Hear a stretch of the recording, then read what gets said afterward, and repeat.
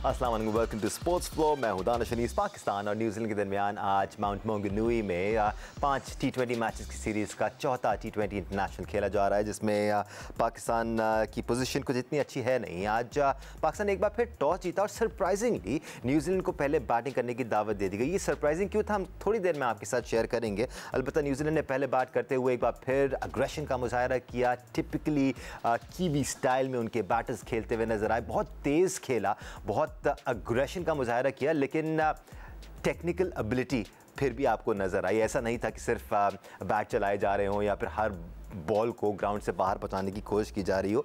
एक सेंसिबिलिटी उनके बैटर्स में आपको नज़र आई, जो कि आज एक बार फिर पाकिस्तानी बैटिंग लाइनअप में मिसिंग नज़र आई। हाँ, आप आर्ग्यू कर सकते हैं कि पाकिस्तान के पास नया बैटिंग लाइनअप है, हम ट्रांजिशन फेज़ में हैं, and so what and so not.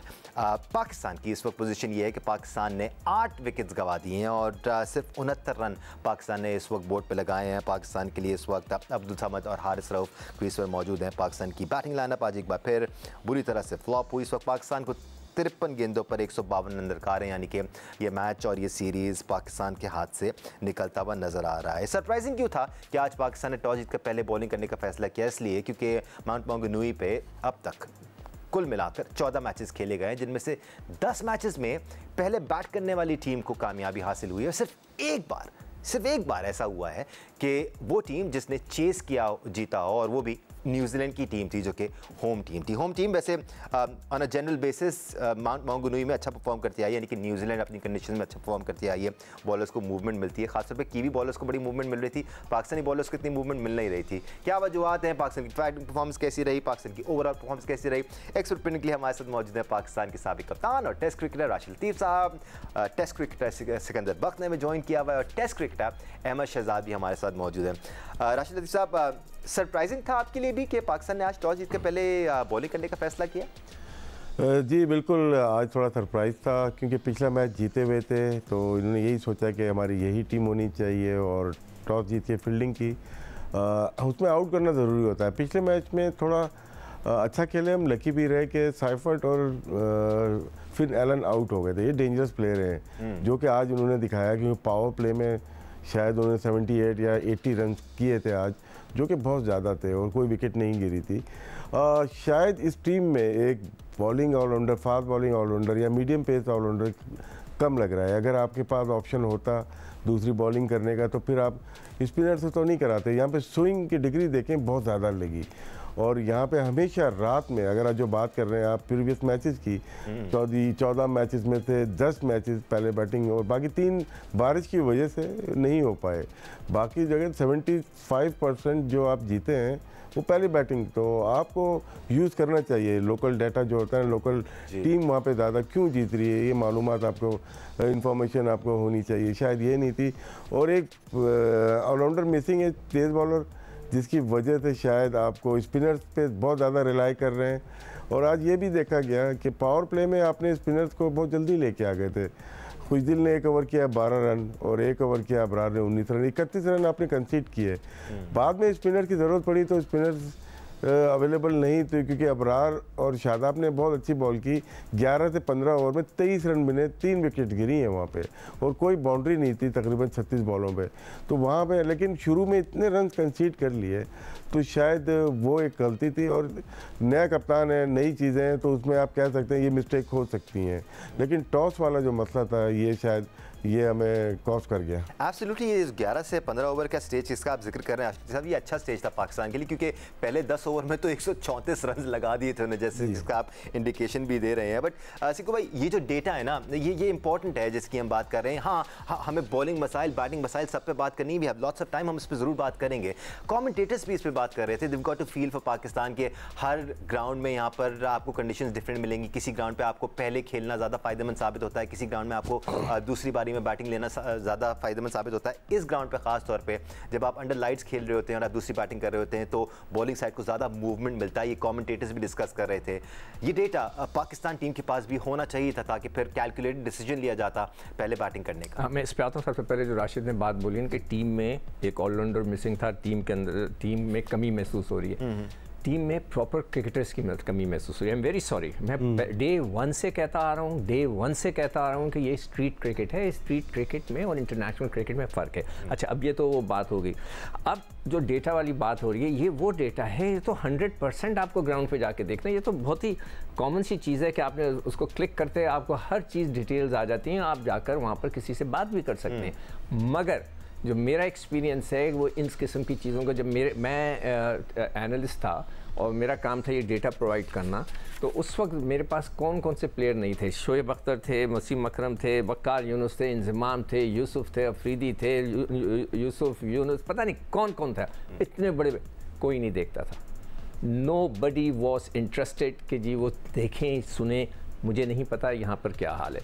और ये जो चीज़ है ये तो एक कॉमन डेटा है कि इस पिच का क्या हाल है। ये वो डेटा के अंदर ग्राउंड में पहुँचने के बाद ये ऑफ स्पिन पे आउट होता, वो मैं उसकी नहीं बात कर रही, ये वाले इस डेटा की। ये तो एक ऐसी चीज़ है कि जो आपको एक नई जगह खेले। मैं कभी नहीं खेला इस ग्राउंड पे, मैं आज अभी राशिद 14 मैचेस ही हुए हैं, 2016 के अंदर ये बना है, तो मेरा उधर जाने का इत्तेफाक नहीं हुआ, तो बहुत से लड़कों का नहीं हुआ होगा। तो ये एक ऐसी चीज़ है कि जिसको बहुत बड़ा एक पॉइंटर है कि वहाँ पे जो भी लड़का मौजूद है या जो साहब मौजूद हैं, उनको ये चीज़ें देखनी चाहिए थी कि इस ग्राउंड पे उसके कंडीशंस क्या होती हैं। तो ये एक छोटी सी चीज़ है, बाकी बातें हम बाद में करेंगे। एब्सोल्युटली अहमद, कंडीशंस देखना और ग्राउंड की हिस्ट्री को जांचना इसलिए भी ज़रूरी है ताकि आप फिर ये भी फैसला करते हैं कि आपने टीम में चेंजेस करनी है या नहीं करनी है। अनफॉर्चुनेटली आपने भी ये चीज़ बहुत विटनेस की होगी, ये जो विनिंग कॉम्बिनेशन वाली साइंस है ना, ये पाकिस्तान हमेशा से इस पर अमल करता आया है कि हम एक मैच जीत गए तो अगले मैच में भी हम उसी टीम के साथ जा रहे हैं, रिगार्डलेस ऑफ द फैक्ट कि उस ग्राउंड की कंडीशंस क्या डिमांड कर रही हैं, क्या वो एक और सीमा डिमांड कर रही हैं या नहीं कर रही हैं। जी बिल्कुल, दुनिया की क्रिकेट आगे बढ़ गई है, आपने कंसिस्टेंट रहना है और आपको ये जो बेसिक डाटा है इसका तो पता ही होना चाहिए कि यहाँ पे रात को जो दूसरी खेलने वाली टीम होती है वो स्ट्रगल करती है, जहाँ पे बॉल सीम भी होता है, जहाँ पे बॉल बाउंस भी हमें देखने को मिला। बड़ा डिफरेंस था। अगर यही पाकिस्तान ने अच्छा डिसीजन लिया होता टॉस पे तो हो सकता है न्यूजीलैंड फंसा होता जिस तरह पाकिस्तान अभी फंसा हुआ है। लेकिन दूसरी तरफ अगर आप डाटा की बात कर रहे हैं तो किसी भी कैप्टन के लिए बहुत इंपॉर्टेंट होता है डाटा आजकल के ज़माने में। आई डोंट नो पहले क्या होता रहा है क्या नहीं होता रहा है। आजकल आपको बहुत आइडिया होता है कि for example Rashid Latif left arm spinner पे कितनी दफ़ा आउट हुआ है, किस पे स्ट्रॉन्ग है, कौन सा स्ट्रॉन्ग एरिया है, ऑफ स्पिनर के अगेंस्ट कितनी दफ़ा आउट हुआ है, शॉर्ट बॉल पे कितना आउट हुआ है, ग्राउंड के डायमेंशंस का डाटा, इस तरह हर एक प्लेयर का डाटा। और आजकल के दौर पे तो जो डगआउट में कोचेस जो है वो डाटा का वो सारा लेके बैठे होते हैं और फौरन से पैगाम अंदर भिजवाते हैं। इसका मतलब ये नहीं होता कि आप डिसीजन ले लें, इसका मतलब ये होता है कि आपको अवेयर होना चाहिए कि ये बैट्समैन अगर आप फंस जाएं तो आपके पास एक डाटा मौजूद है कि ये भी आगे इस बैट्समैन रहे या इस बॉलर पे फंसता है। जहां तक रही आज की बॉलिंग की बात, देखें बैटिंग तो 221 का मैंने आपको पहले भी बोला है, न्यूजीलैंड है, सीम हो रहा है, रोज 200 आप नहीं कर पाएंगे चेज, ऐसा नहीं हो पाएगा। आप शाहीन को देखें ना, 50 स्कोर आज फिर उसको ऑलमोस्ट 13 की एवरेज से हो गए, इसमें कोई बात नहीं करता है। और शिवाय हारिस रऊफ के आप देखें 12.5 की एवरेज से सारों को बॉलिंग हो रही है और बॉलिंग के बारे में कोई बात नहीं करता है। तो आपने सिर्फ 2-3 प्लेयरों को थोड़ी निकालना था टीम के अंदर से, आपने तो टीम बेहतर करनी थी, आपने तो यंगस्टर्स लेके आने थे। हम पहले भी बोल रहे हैं कि देखें एक आधे प्लेयर को आप निकाल के या डाल के, या पिछला मैच जो जीत गए बड़ी अच्छी बात है, मुबारक हो आपको, लेकिन क्या आपने अपनी ये बेस्ट 11 पिक की हुई है? क्या आपने आईसीसी चैंपियंस ट्रॉफी के बाद जो है वो जो चेंजेस करने थे वो किए हुए? वो नहीं किए हुए। उसके बाद फिर आपके पास ये देखे ना, शादाब खान को 4 ओवरों में जो है 50 स्कोर हुआ है, ऊपर से शाहीन शाह अफरीदी को जो है ना 4 ओवरों में 50 स्कोर हुआ है, इब्रार को 41 हुआ है और अब्बास अफरीदी को 3 में 38 हुआ है। सिर्फ हारिस रऊफ को जो है ना 4 में 27 और 3 आउट है। हारिस रऊफ हर मैच में ऑलमोस्ट पिछले 2-3 मैचेस से अच्छी बॉलिंग कर रहे हैं, लेकिन बाकियों का जो है आपके सामने दानिश स्टैट है। और अगर इस स्टैट से आप ये कह रहे हैं कि ये बड़ी जबरदस्त स्टैट है और वेल डन, और यही मजे की बात ये है दानिश कि ये बड़ी देर से इसी तरह के स्टैट्स हैं यार। हम तो 2 इनिंगों के बाद बाहर हो जाते थे, हम हमें तो यही समझ नहीं आ रही है कि 3-3 साल हो गए इन्हीं स्टैट्स को, वो प्लेयर्स किस तरह अभी तक सरवाइव कर रहे हैं। फिर जब हम कहते हैं कॉन्फ्लिक्ट ऑफ इंटरेस्ट देखना है कि जो लोग फ्रेंचाइज के साथ मुंसलिक हैं उनको आप नहीं लगा सकते हैं टीमों के साथ, तो फिर ये गलत तो बात नहीं है। अदरवाइज आप ही मुझे कोई लॉजिक बता दीजिए कि हर मैच में पिटाई हो रही है, हर मैच में पिटाई हो रही है, लेकिन परसिस्टेंट है हम कुछ प्लेयर्स के साथ, तो शायद मैं समझने में कोई गलती कर रहा हूँ। आप ही मुझे बता दीजिए कि क्या होना चाहिए, क्या नहीं होना। सबसे ज्यादा अनफॉर्चुनेट ये है कि इन स्टैट्स के बाद जब प्लेयर को बाहर किया जाता है, वो जाके डोमेस्टिक खेलता है, वहां पर भी परफॉर्म नहीं करता और उसके बावजूद भी टीम में वापस आ जाता है और फिर वही स्टैट्स जारी रहते हैं। तो फिर तो ब्लेम तो फिर सेलेक्टर्स पे ही जा सकता है या फिर उन पे जा सकता है जो पाकिस्तानी क्रिकेट चला रहे हैं। मैं खुद भी राशिद लतीफ़ साहब आपके साथ ये सारे स्टैट्स शेयर करना चाह रहा था जो अहमद ने अभी आपके साथ शेयर किए। शाहीन शाह अफरीदी ने 39 रन खाए, शादाब खान ने 39 रन खाए। आपका कोई ऐसा बॉलर नहीं है हारिस रऊफ के अलावा जिसको अंडर 10 की इकॉनमी से यहाँ पर रन्स पड़े हों। क्या वो बहुत ज़्यादा अच्छा खेले या हमने बहुत ज़्यादा बुरी बॉलिंग की? Because this is alarming. देखिए बॉलिंग तो बहुत ख़राब हो रही है और दोनों बैट्समैन हैं, सैफर्ट और फिन एलन, दोनों बहुत ही ज़ोरदार बैटिंग कर रहे हैं। पिछले मैच में जल्दी आउट हो गए थे जिसकी वजह से वो सिर्फ 200 रन कर सके थे। वो जो ग्राउंड था उसमें काफ़ी रन कर सकते थे। जब इश्यूज नज़र आ रहे हैं कि हमारे नया बॉल अच्छी नहीं हो रही, शाहीन अफरीदी पहला ओवर कर रहे हैं, अगर सबसे अच्छी बॉलिंग जो कर रहे हैं हारिस रऊफ कर रहे हैं। पहला और तीसरा ओवर हारिस रऊफ से करा के देखने चाहिए आखिरी मैच में, पहला और तीसरा।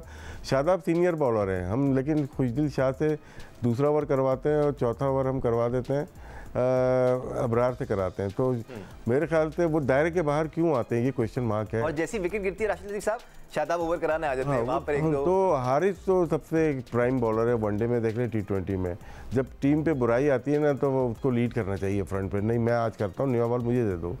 वो पेस भी है, उसके पास बाउंस अच्छा है, तगड़ा है, और जो एंगल इन करके बाहर बॉल निकालता है उसको इफेक्टिव है वो। तो कभी कभार आप चेंज करते हैं, ये नहीं है कि अब हमेशा शाहीन अफरीदी ही पहला ओवर करेगा, नहीं, आप कभी कभार टैक्टिकली चीज़ें चेंज करते हैं। इसमें जरासीम जब मौजूद हैं कैप्टन में, आगा में लग रहा है वो नई चीज़ें